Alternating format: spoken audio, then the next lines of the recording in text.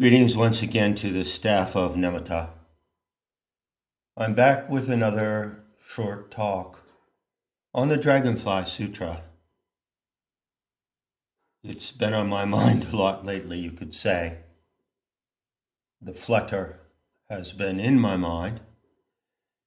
And of course, I realize that having introduced it, I have also introduced questions and doubts about what it is and how it works. And that puts you, my friends and allies, in an awkward position. So I'd like to just take a moment to move on, tathagate, and see if I can clarify the situation that arises with the release of the Dragonfly Sutra.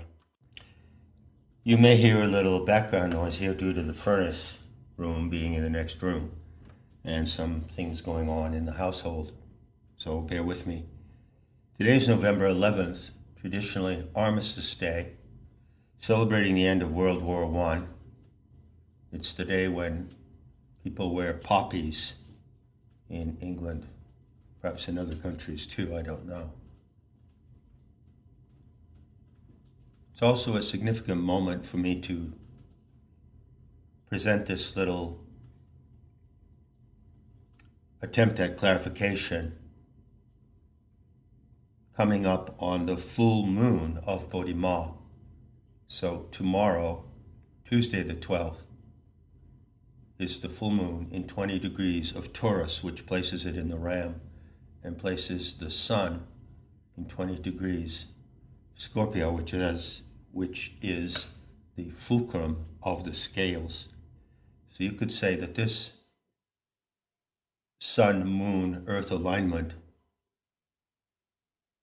defines exactly the axis of scales Ram.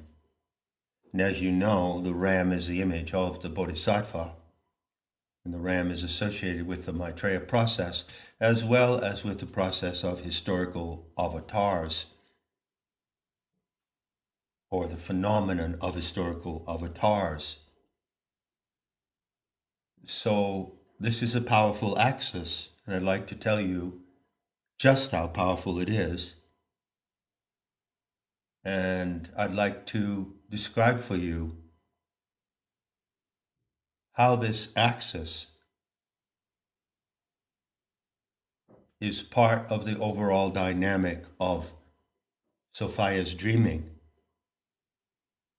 part of her correction, and thus ought to be known, studied, and put into practice by everyone in planetary Tantra. I'll begin by addressing the outrageous claim that I make about the Dragonfly Sutra at the very moment of introducing it. You might have noticed that I've spoken in this way before, now and again, frequently actually. I've spoken in this way throughout the GNE. I've spoken in this way, for instance, about the Shakti Cluster app. And it may look odd, certainly does look odd and dubious to people who are not involved in planetary Tantra, and maybe as well to some of you. How so? Well, I'm making claims, let's say, regarding the Shakti Cluster. I'm making claims about a device, a tool, an icon, a mandala, an instrument of autogenic magic. Based on what? I'm saying the Shakti Cluster does this, does that.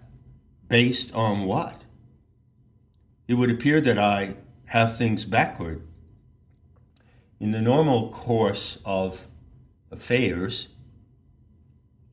it would be a different procedure, wouldn't it?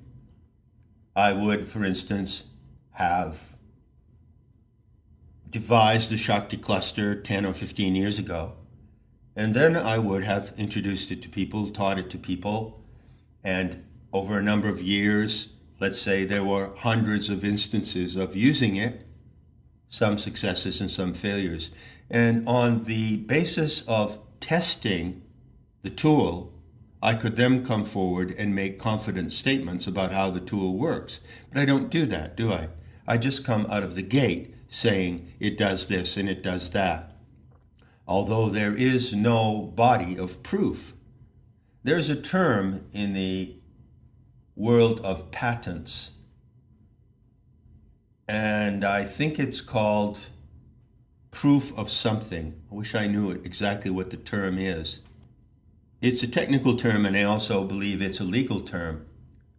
So if you apply for a patent for a machine or a device, you have to include in the application the actual empirical proof that it works and how it works. Proof of concept, that's the term. You see, I don't provide proof of concept for the Shakti Cluster, nor do I provide proof of concept for the Dragonfly Sutra. Certainly you've noticed that. Certainly you've wondered about that. And the fact that I don't do so would immediately discredit me in the eyes of many tads. And it would immediately put me in the category of a quack and a fraud and someone who is making outrageous claims with no basis. There has been no proof of concept of the Dragonfly Sutra as a device for accruing lucidity. Has there? Nevertheless, I make these claims. So what's going on? Well, it's quite simple, really. In fact, there is an historical precedent, you could say, for my way of proceeding here. The record of history shows that over time, there have been repeatedly members of the human races, both men and women, although primarily men, who have introduced ideas, who have made inventions, who have proposed ideologies and concepts, who have written novels, composed music, and who have not been recognized in the time that they did it. So it's common knowledge that the truth, the veracity, and the application of certain ideas introduced to the world were not realized at the time they were introduced, but later they came to be accepted, evaluated, tested, proven. So the proof came later. But even though the proof came later that a certain idea or invention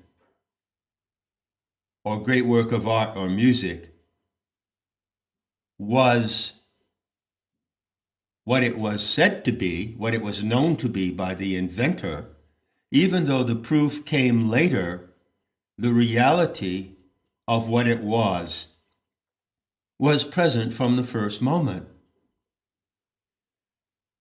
So the point I'm making is that with the introduction to the world of any true work of genius, whether it be a practical invention, an ideology, a written or musical creation, concept of social organization and change, whatever it may be, the veracity of such a product of genius is there from the moment that the product is introduced. And only later does it come to be proven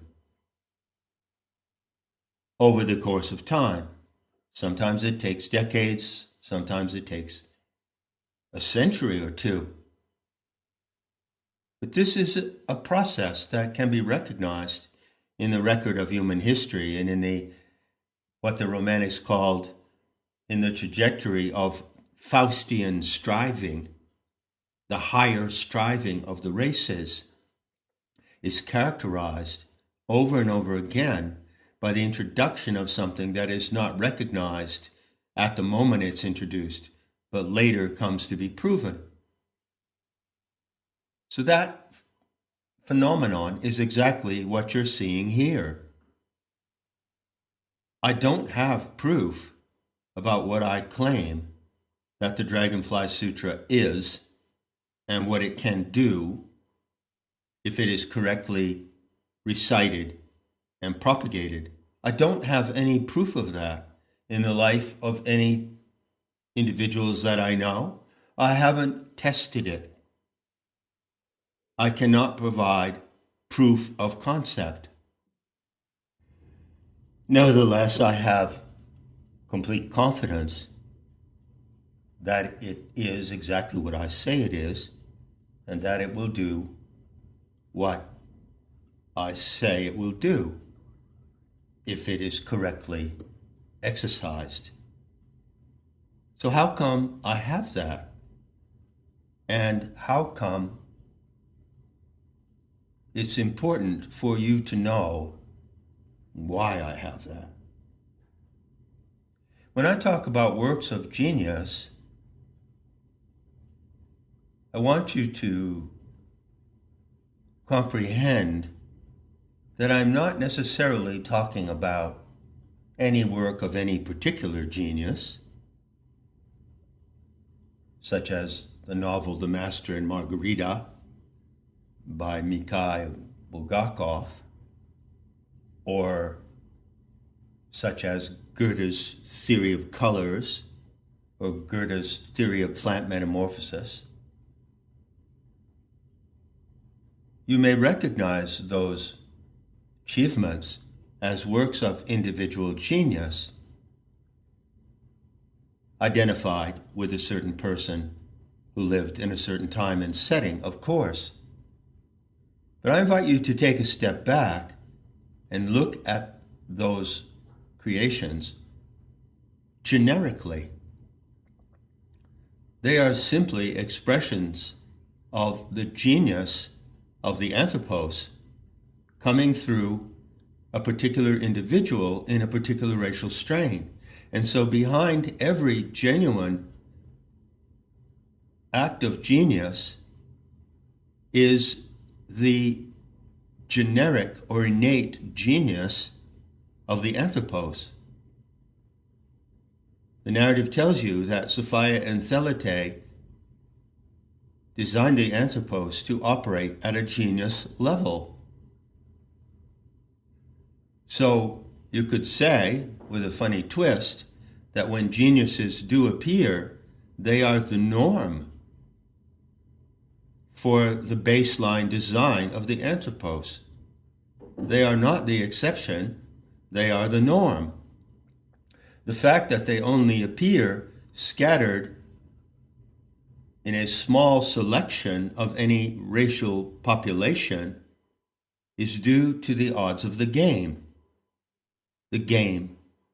of race, the game of genetic dice. Remember that the game is the dealer. So, as far as race is concerned, race is an event that can be compared to the continual throwing of dice. And due to the low odds of genius appearing, only a small number of geniuses arise in any particular race, in any particular epoch. That is not due to the lack of genius in the species. It's simply due to the way that it is distributed through the genetics of the various races. Now, according to the traditional model of Kali Yuga, there were 4 yugas. Kali Yuga being the last, a time of degeneration and forgetting. However, the model says that at the beginning of the 4 yugas, the first yuga, during the Satya Yuga, that truth prevailed. Satya means truth in Sanskrit. Sat, sattva, satya, truth. The legend indicates that there have been times in the development of the various races on the planet when the yield of genius was much higher, when the odds were different. So what happens over time through the course of the kalpa is that the odds diminish and fewer geniuses, fewer and fewer exemplars of truth appear in any particular race and setting.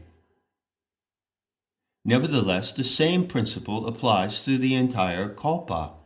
It is the genius of the anthropos that manifests through any particular individual person who might be regarded as a genius. Now, I'm not particularly interested in the person who is regarded as a genius. What I am interested in, and I bring your attention to this, is the manifestation of that power of genius itself. The innate and generic power of genius transcends any particular person. So you could say that if there is someone who is considered to be a genius, that is so simply due to them holding a share or stake in the generic power of genius that has been endowed in the anthropos. Now, BodhiMa is not only the mother of the Bodhisattvas, but she is the mother of the Maitreya. And who is the Maitreya? Well, the Maitreya is simply the process of emergence of this genius. Maitreya is the teacher, the one who teaches how the genius emerges in you. And by teaching it, of course, exemplifies it, but it's nothing personal. It's completely transpersonal.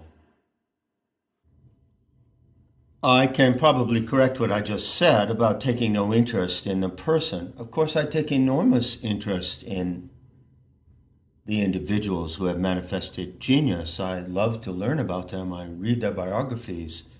I love to know as much as I can about the conditions of their life. D.H. Lawrence, for instance. I've read many biographies. Part of the art of celestics is dedicated to the study of the exemplars. So, yes, of course, on a human-to-human level, the recognition of the personality and living conditions of a genius is something of high interest. That's in the foreground of the consideration I'm setting out for you here. But what I'm asking you to do is lift your eyes a little bit and look beyond that into the distant background. Where do these geniuses come from? They all come from the same source. And that source can be identified graphically and mythopoetically in the axis of the ram and the scales along the lines of 20 degrees Taurus Scorpio. Remember, 20 Scorpio is the fulcrum of the scales. So you could say that BodhiMa is that frequency or modality of the love and intelligence of the aeons of fire that oversees and nurtures the innate genius.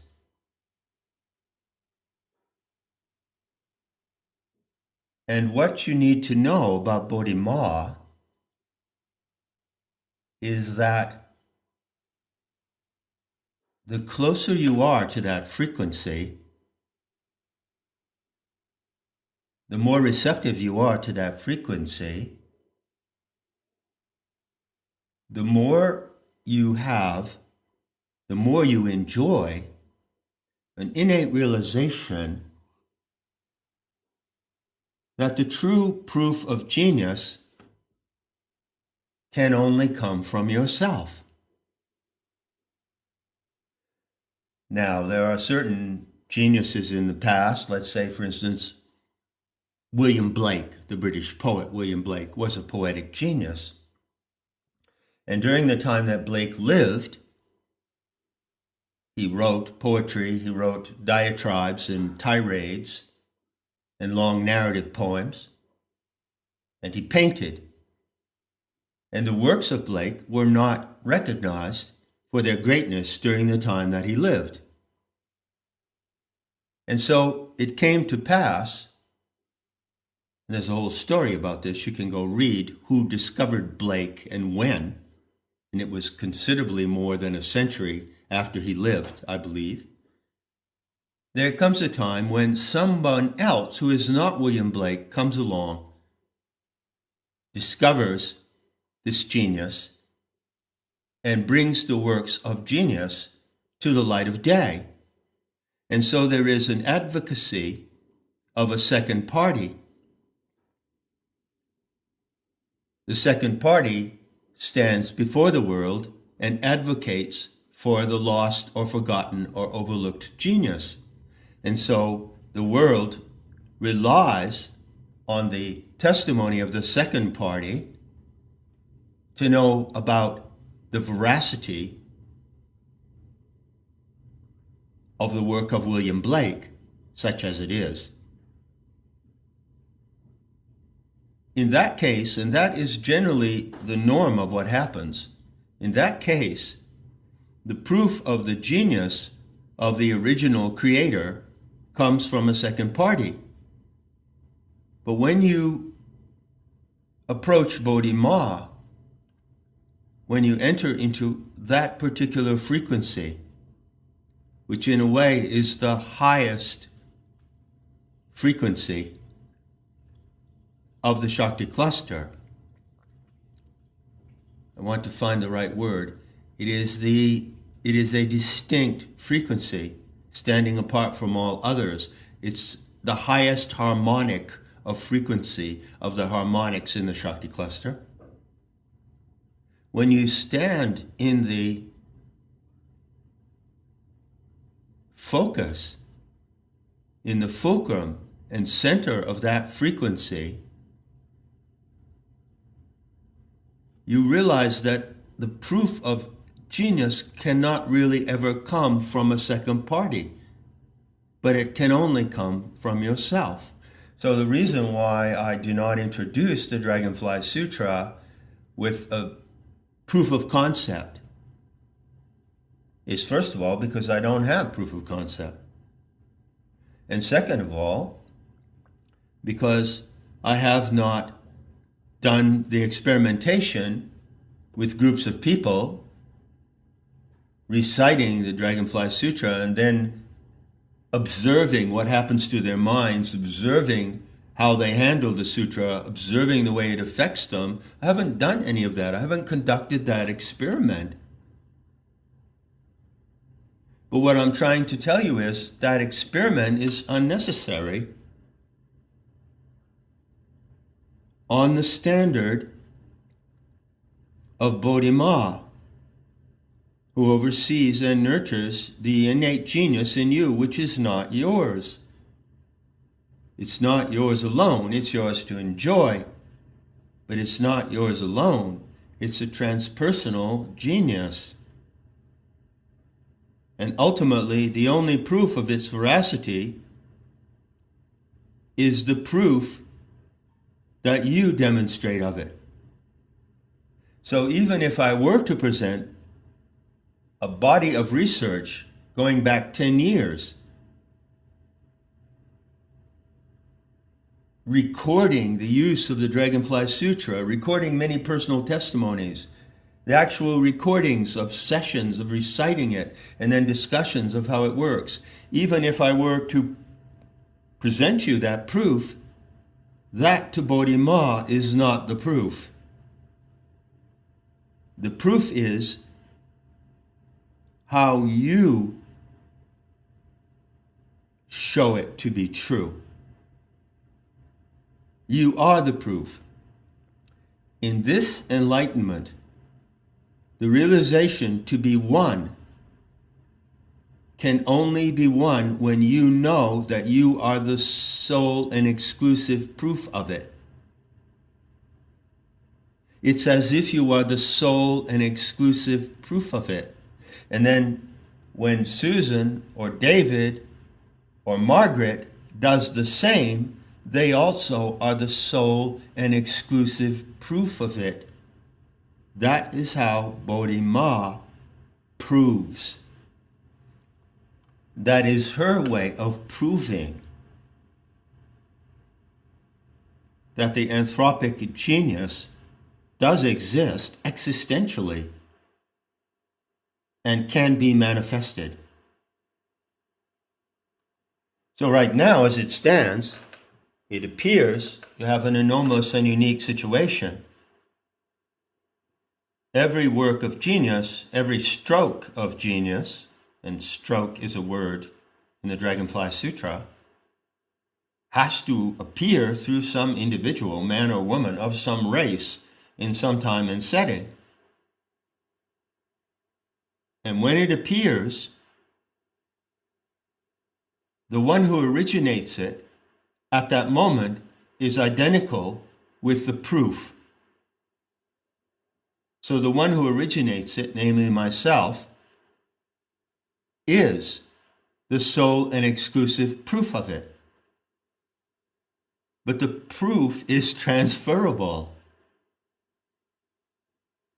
The Tao can be transmitted, but it cannot be received. That's Chuang-Tzu, a Chinese mystic. The Tao can be transmitted, but it cannot be received. So, the status of being the sole and exclusive proof of some great act of genius can be transmitted and shared. And that is the way that BodhiMa nurtures the genius.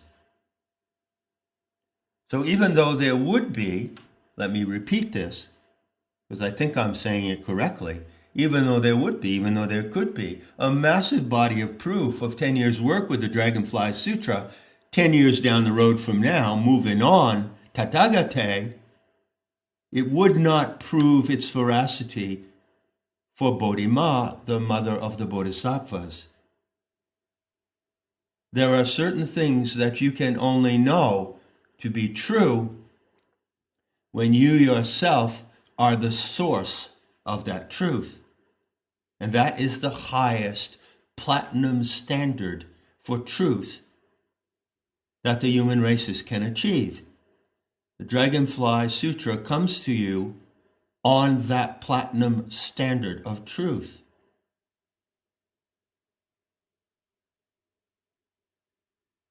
Now, it is a fact, I'll just maybe at the risk of overworking my point here, it is a fact, or I ask you to contemplate this, not a fact, but a scenario. Suppose that someone walking down the street in Novato, California, saw an envelope on the ground, and they picked up the envelope and they opened it up.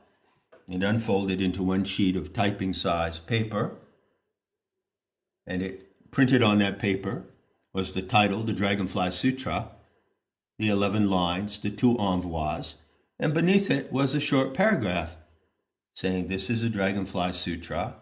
It is the ultimate and only sutra for the end of Kali Yuga. It is adequate to liberate the human mind to its highest genius potential. And, a paragraph, a summary paragraph, making the claims that I am making about the Dragonfly Sutra. And there it is, all printed on a piece of paper that someone found in the street. Were that to have been the case, it wouldn't make any difference whatsoever who was the author of the Dragonfly Sutra. Do you see that?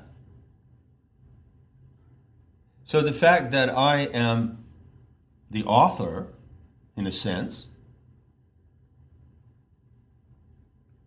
doesn't really play into the ultimate recognition of what it is. So it doesn't matter who originated it. What matters is what it actually is. Now, having said all that, I'm just going to conclude quickly now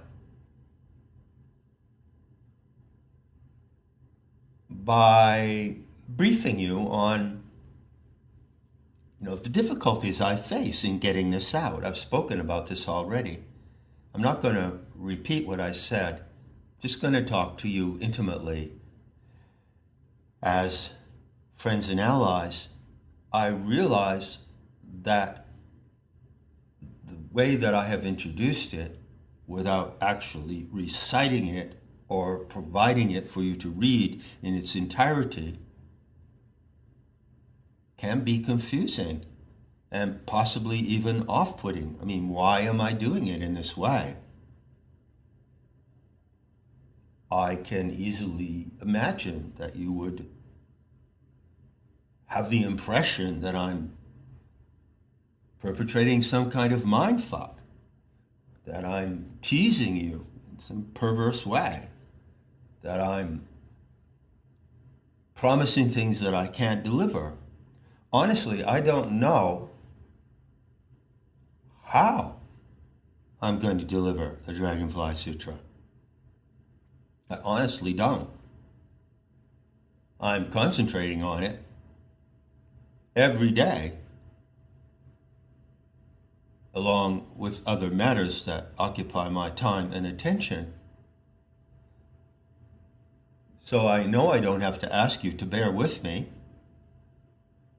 I'm telling you this to confirm what you already suspect. I am in a really tricky situation with the transmission of the Dragonfly Sutra. There was some discussion, a little bit, a few back and forth entries on a thread in the members' forum. And of course, the participants in that thread had no idea what they were talking about. Well, it's not their fault. I suspect that if I am able to record and repeat 10 times with sufficient clarity and simplicity what the Dragonfly Sutra is, and introduce the working of it, if I am able to do that, after 10 times, you begin to get what it is. So at the beginning, it's natural that you would feel baffled and exasperated, and that you would speculate. It's natural that the very introduction of it would prompt questions in your mind. Questions and issues would come up, and they have absolutely nothing to do with what it actually is. So I'm on the same page with you. I am able to put myself in your position. Believe me, I am. I know how perplexing it may be for you at this moment. But all I can say is, Tathagate. What moves on and what causes to move on. That's the zero setting.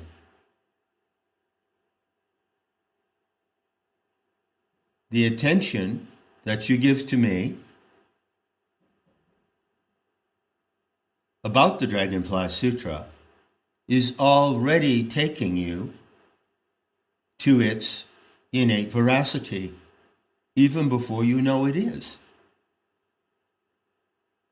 So I ask you to consider that and try to relax and be comfortable. And don't speculate and don't go off on tangents and questions until you have more to go on.